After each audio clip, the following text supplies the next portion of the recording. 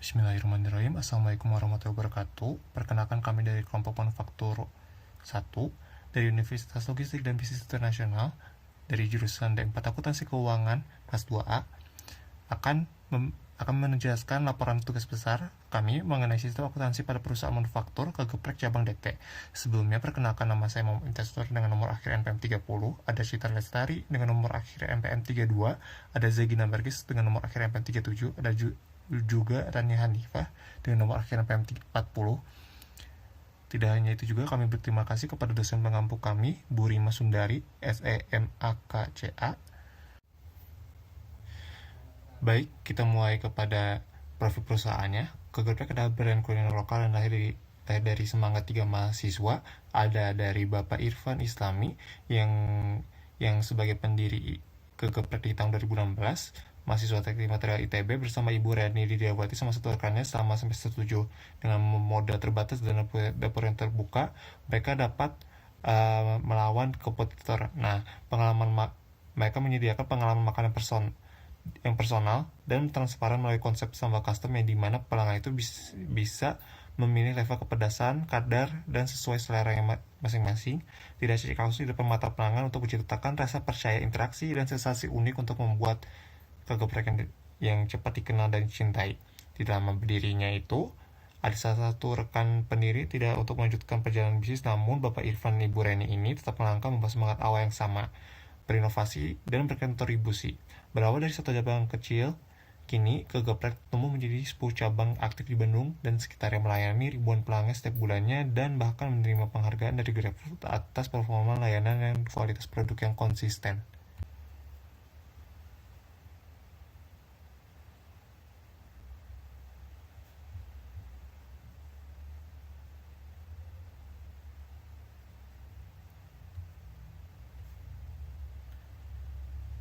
Baik, kita berada di bab 2 mengenai struktur organisasi perusahaannya.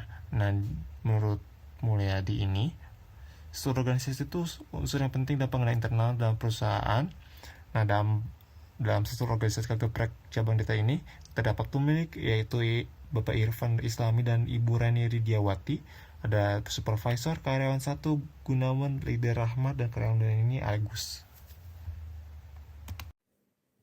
Baik, di sini saya Rani Hanifah akan membahas mengenai sistem akuntansi pembelian kredit. Pada deskripsi kegiatannya yaitu perusahaan melakukan pembelian persediaan.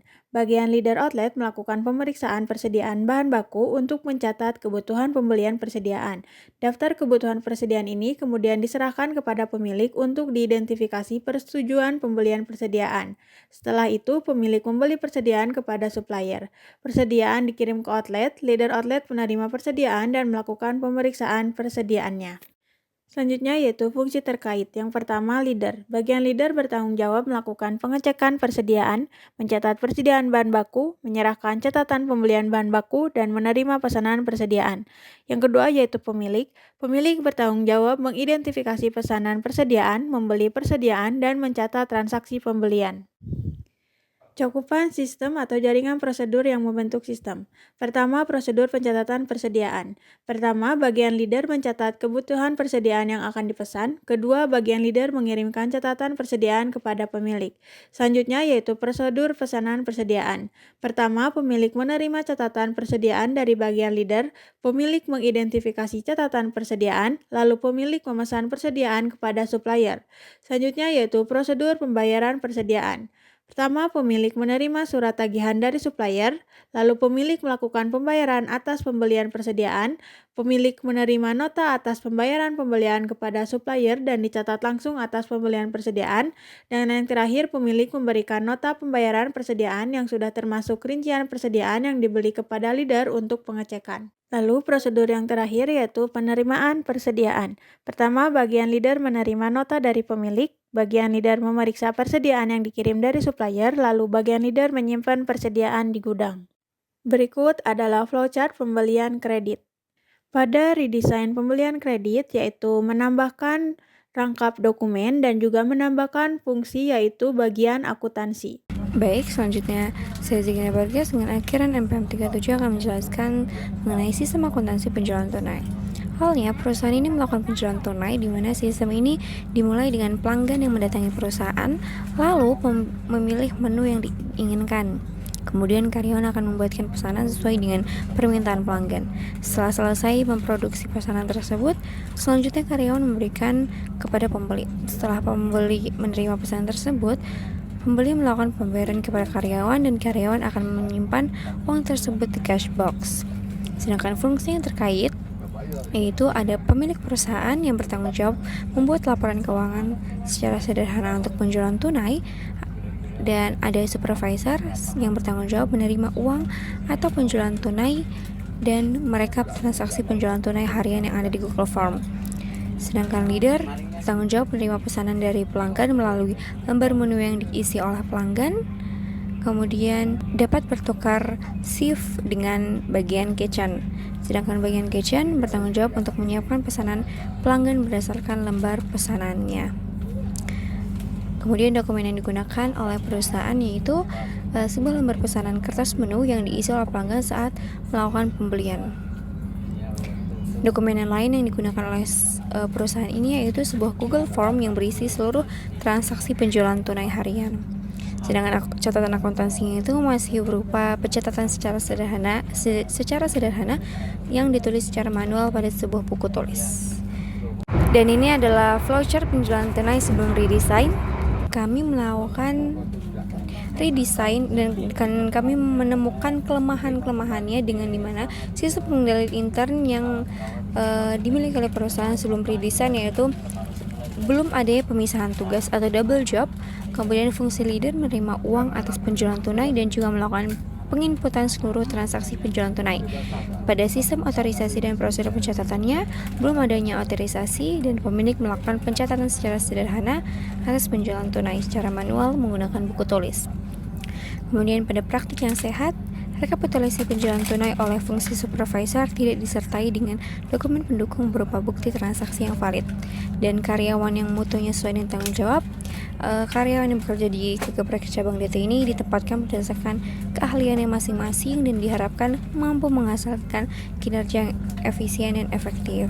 Dari kejadian nyata tersebut kami mengambil kelemahan, yaitu kelemahannya belum adanya pemisahan fungsi, belum adanya otorisasi, dan pengarsipan lembaran pesanan pelanggan sebagai bukti transaksi hanya diarsipkan oleh leader yang menginput seluruh transaksi atas penjualan tunai. Maka dengan itu kami melakukan redesign dengan kami menambahkan fungsi pemilik yang bertanggung jawab mengotorisasi beberapa dokumen terkait penjualan, supervisor yang bertanggung jawab untuk mengawasi penjualan tunai, leader yang bertanggung jawab memastikan seluruh staf bekerja sesuai dengan pembagian tugas yang telah ditetapkan. Selain itu, leader juga bertugas menginput data penjualan harian ke dalam Google Form setelah toko tutup, serta memastikan ketersediaan bahan baku harian agar operasional usaha dapat berjalan lancar tanpa hambatan. Kemudian kami juga melakukan redesign pada bagian kasir. Kami menambah fungsi kasir yang bertanggung jawab menerima pesanan dan menerima uang tunai dari pelanggan serta memasukkan uang ke dalam cash box. Dan bagian kitchen bertanggung jawab membuat pesanan sesuai dengan permintaan pelanggan. Untuk catatan akuntansinya kami melakukan redesign dengan adanya jurnal penjualan tunai yang dicatat oleh bagian akuntansi.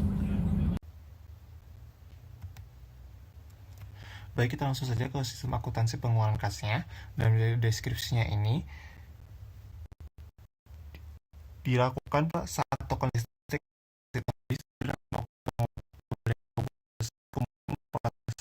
pembelian kepada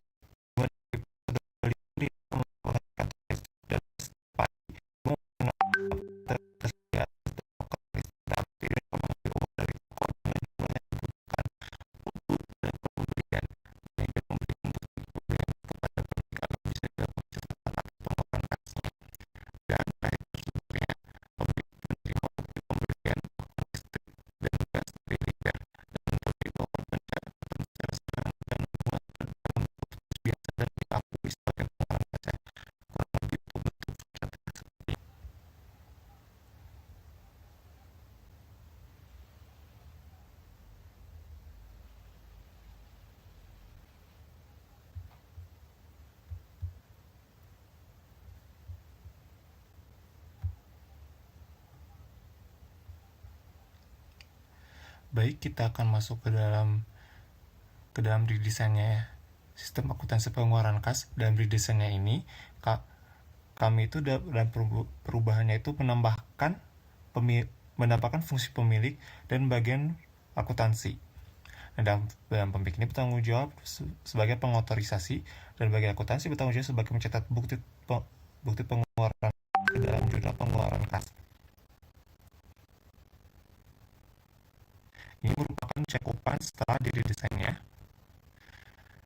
dan ini merupakan alur atau bagan flowchart-nya setelah diredesainnya dalam sistem pengeluaran kas. Selanjutnya yaitu sistem akuntansi penggajian. Pada deskripsi kegiatan, sistem penggajian ini dimulai oleh supervisor yang melakukan pencatatan kehadiran karyawan dengan menggunakan Excel setelah dilihat dari CCTV outlet, sehingga menghasilkan daftar hadir karyawan. Daftar hadir karyawan ini diberikan kepada pemilik, dan dari daftar hadir karyawan ini, pemilik memberikan uang kepada supervisor untuk pembayaran gaji. Setelah menerima uang dari pemilik, supervisor memberikan uang tersebut kepada masing-masing karyawan. Lalu fungsi yang terkait pada sistem ini ada dua, yaitu supervisor dan pemilik. Dokumen yang digunakan yaitu daftar hadir karyawan atau DHK dan rekap daftar gaji atau RDG. Catatan akuntansi yang digunakan pun yaitu berupa pencatatan sederhana yang dilakukan secara manual pada sebuah buku tulis. Lalu cakupan sistem atau jaringan prosedur yang membentuk sistem yaitu ada 4. Yang pertama, prosedur pencatatan hadir karyawan. Supervisor setiap akhir bulan akan mencatat dan merekap daftar hadir karyawan berdasarkan pengecekan CCTV outlet dalam Excel dengan judul daftar hadir karyawan. Lalu yang kedua, prosedur pembuatan daftar gaji. Berdasarkan daftar hadir karyawan, supervisor akan membuat rekap daftar gaji dalam bentuk Excel. Lalu supervisor menyerahkan daftar hadir karyawan dan rekap daftar gaji kepada pemilik. Lalu yang ketiga, prosedur pengeluaran kas. Pemilik menerima daftar hadir karyawan dan rekap daftar gaji dari supervisor.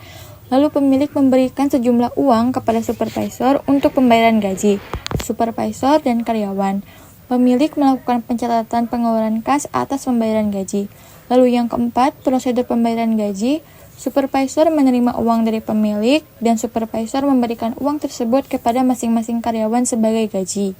Nah, berikut ini adalah bagan alur atau flowchart dari sistem akuntansi penggajian sebelum redesign.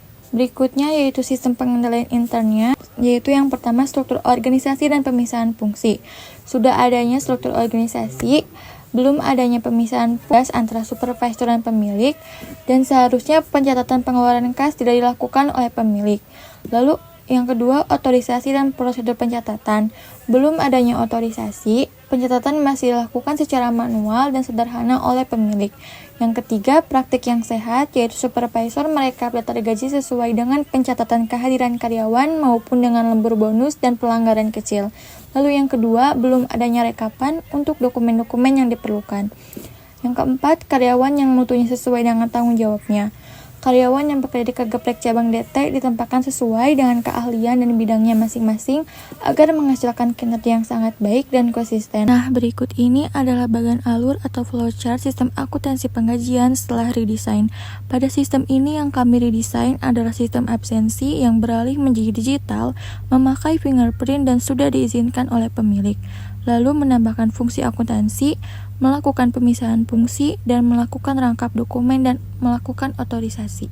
Sistem yang terakhir yaitu sistem akuntansi biaya. Pada deskripsi kegiatannya, sistem akuntansi ini dimulai oleh bagian leader menghitung dan mencatat bahan baku yang ingin digunakan. Selanjutnya, catatan kebutuhan persediaan tersebut diidentifikasi dan dilakukan pembelian oleh pemilik, serta dilakukan juga penghitungan harga pokok penjualan. Selanjutnya, bagian leader memerintahkan bagian kitchen mengambil bahan baku dari tempat persediaan dan mengolahnya menjadi barang jadi. Fungsi yang terkait dalam sistem akuntansi biaya yaitu pertama leader. Bagian leader bertanggung jawab mencatat persediaan bahan baku, menyerahkan catatan pembelian bahan baku, menerima pesanan persediaan, dan melakukan pengecekan persediaan. Yang kedua pemilik. Bagian pemilik bertanggung jawab mengidentifikasi pesanan persediaan, membeli persediaan, dan menentukan harga pokok penjualan. Ketiga, bagian kitchen. Bagian kitchen bertanggung jawab untuk memproduksi bahan baku hingga menjadi barang jadi. Cakupan sistem pada sistem akuntansi biaya yang pertama prosedur pencatatan persediaan. Bagian leader mencatat persediaan bahan baku yang dibutuhkan. Bagian leader mengirimkan catatan persediaan tersebut kepada pemilik. Kedua, prosedur pesanan persediaan. Pemilik menerima catatan persediaan yang dibutuhkan dari bagian leader, pemilik mengidentifikasi catatan persediaan tersebut, pemilik melakukan pemesanan persediaan kepada supplier. Ketiga, prosedur pembayaran persediaan. Pemilik menerima surat tagihan dari supplier, pemilik melakukan pembayaran atas pembelian persediaan, lalu pemilik menerima nota atas pembayaran pembelian dari supplier. Keempat, prosedur penentuan harga jual. Pemilik melakukan perhitungan bahan baku atau persediaan yang akan diproduksi secara manual dari nota pembayaran tersebut. Pemilik menentukan pencatatan perhitungan harga jual dalam bentuk sederhana. Pemilik menghasilkan dokumen harga pokok penjualan. Pemilik memerintah bagian kitchen untuk mempersiapkan bahan baku. Dan prosedur yang terakhir yaitu prosedur produksi barang dagang. Bagian kitchen mengambil bahan baku di tempat persediaan, lalu kitchen mengolah bahan baku menjadi bahan jadi yang siap dijual, lalu yang terakhir bagian kitchen menyerahkan barang jadi kepada bagian leader. Berikut adalah bagan alur flowchart pada sistem akuntansi biaya.